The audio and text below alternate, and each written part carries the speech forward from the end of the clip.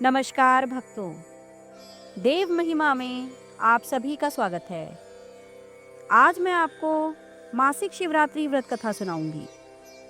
शास्त्रों में भगवान भोलेनाथ की पूजा अर्चना अत्यंत लाभदायक मानी गई है।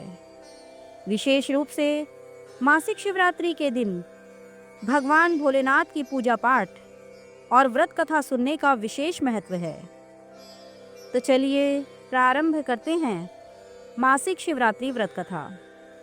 प्राचीन समय में चित्रभानु नामक एक शिकारी था। वह प्रतिदिन जंगल में जाकर शिकार करता और ऐसे ही अपने परिवार का पालन पोषण करता था। चित्रभानु उसी नगर में रहने वाले एक साहूकार का कर्जदार भी था और आर्थिक तंगी के कारण ऋण नहीं चुका पा रहा था। एक दिन साहूकार ने गुस्से में आकर चित्रभानु को शिव मठ में बंदी बना लिया। संयोग से उसी दिन मासिक शिवरात्रि थी।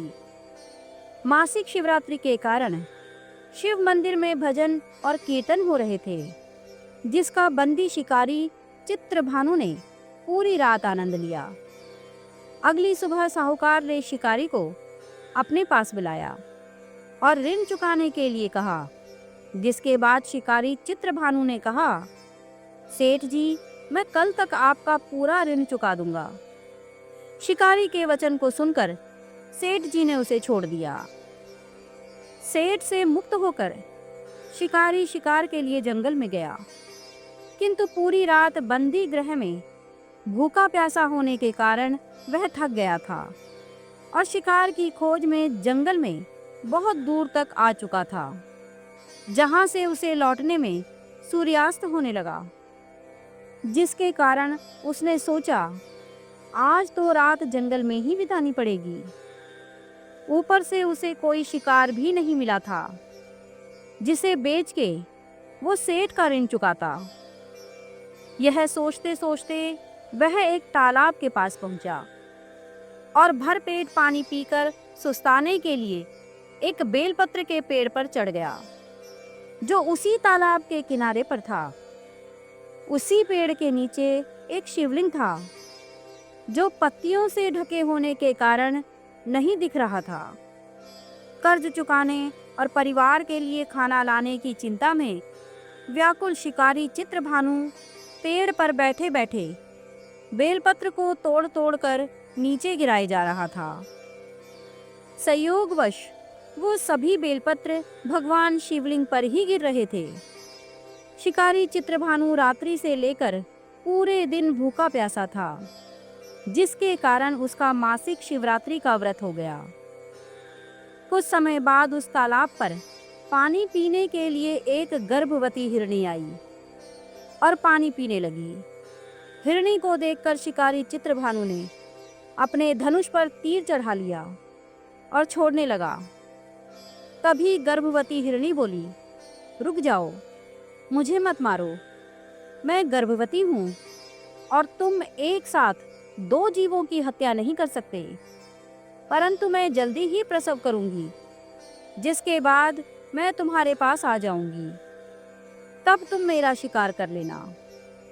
उस हिरणी की बात सुनकर चित्रभानु ने अपने धनुष को नीचे कर दिया और हिरणी झाड़ियों में लुप्त हो गई। इस दौरान जब शिकारी ने अपने धनुष की प्रत्यंचा चढ़ाई और ढीली करी, तो कुछ बेलपत्र टूटकर शिवलिंग के ऊपर गिर गए, जिसके कारण शिकारी के हाथों से प्रथम पहर की पूजा भी हो गई। कुछ समय बाद दूसरी हिरणी झाड़ियों से निकली, जिसे देखकर शिकारी की खुशी का ठिकाना नहीं रहा। चित्रभानु ने उस हिरणी का शिकार करने के लिए फिर से धनुष उठाया और तीर छोड़ने लगा। तभी हिरणी बोली, हे शिकारी, आप मुझे मत मारो, मैं अभी ऋतु से निकली हूँ और अपनी पति से बिछड़ गई हूँ। उसी को ढूंढती हुई मैं यहाँ तक आ पहुँची। मैं अपने पति से भेंट कर लूँ, उसके बाद तुम मेरा शिकार कर लेना। यह कहकर वह हिरणी वहां से चली गई। इस दौरान शिकारी चित्रभानु 2 बार अपना शिकार खो चुका था, जिससे वो और चिंता में पड़ गया। उसे सेठ जी का ऋण चुकाने की चिंता हो रही थी। जब शिकारी ने दूसरी बार हिरणी का शिकार करने के लिए धनुष पर प्रत्यंचा चढ़ाई, तो फिर से कुछ बेलपत्र धनुष से टकराने के कारण टूटकर शिवलिंग के ऊपर गिर गए। ऐसे में पूजा का दूसरा पहर भी संपन्न हो गया। ऐसे में अर्धरात्रि बीत गई। कुछ समय बाद एक हिरणी अपने बच्चों के साथ तालाब पर पानी पीने के लिए आई। इस बार चित्रभानु ने बिना देर किए धनुष पर प्रत्यंचा चढ़ाई और तीर को छोड़ने लगा। तभी वह हिरणी बोली, हे शिकारी, आप मुझे अभी मत मारें। यदि मैं मर गई तो मेरे बच्चे अनाथ हो जाएंगे। मैं इन बच्चों को इनके पिता के पास छोड़ आऊं, जिसके बाद तुम मेरा शिकार कर लेना। उस हिरणी की बात सुनकर शिकारी चित्रभानु जोर से हंसने लगा और कहने लगा, सामने आए शिकार को कैसे छोड़ सकता हूँ? मैं इतना भी मूर्ख नहीं हूँ।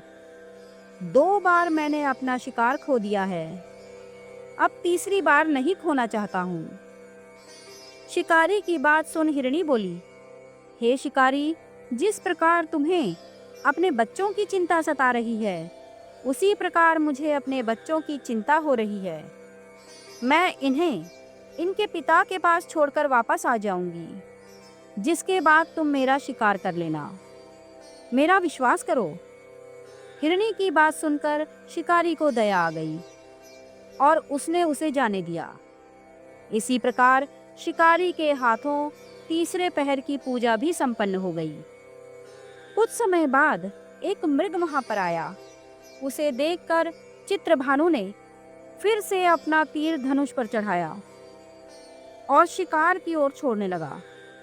तभी मृग ने बड़ी विनम्रता से बोला, हे शिकारी, यदि तुमने मेरी तीनों पत्नियों और छोटे बच्चों को मार दिया है तो मुझे भी मार दो, क्योंकि उनके बिना मेरा इस दुनिया में कोई नहीं है।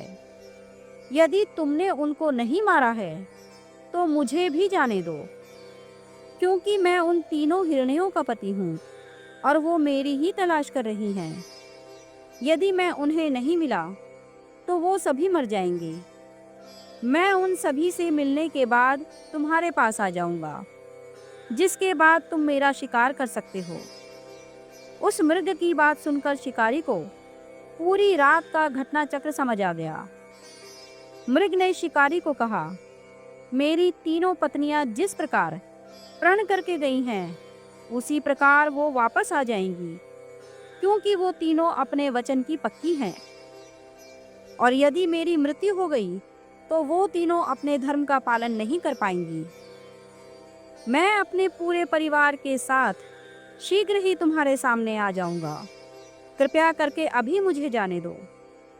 शिकारी चित्रभानु ने उस मृग को भी जाने दिया और इस प्रकार बार बार धनुष उठाने और नीचे रखने में बेलपत्र गिरने के कारण अनजाने में उस शिकारी से भगवान शिवजी की पूजा संपन्न हो गई, जिसके बाद शिकारी का हृदय बदल गया और उसके मन में भक्ति की भावना उत्पन्न हो गई।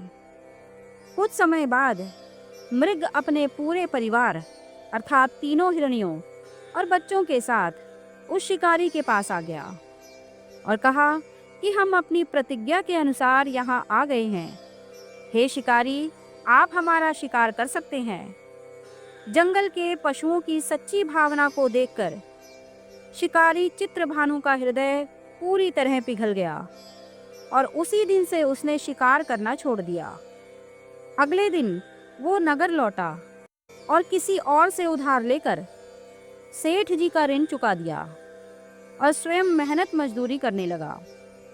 जब शिकारी चित्रभानु की मृत्यु हुई तो उसे यमदूत लेने आए, किंतु शिव दूतों ने उन्हें भगा दिया और उसे शिवलोक ले गए। इस प्रकार उस शिकारी को मोक्ष की प्राप्ति हुई।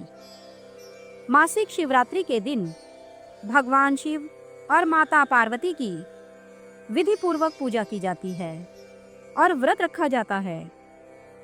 मासिक शिवरात्रि के दिन व्रत रखने से मन को शांति, और आत्मिक शक्ति प्राप्त होती है। इस दिन महामृत्युंजय का जाप करना बहुत शुभ होता है।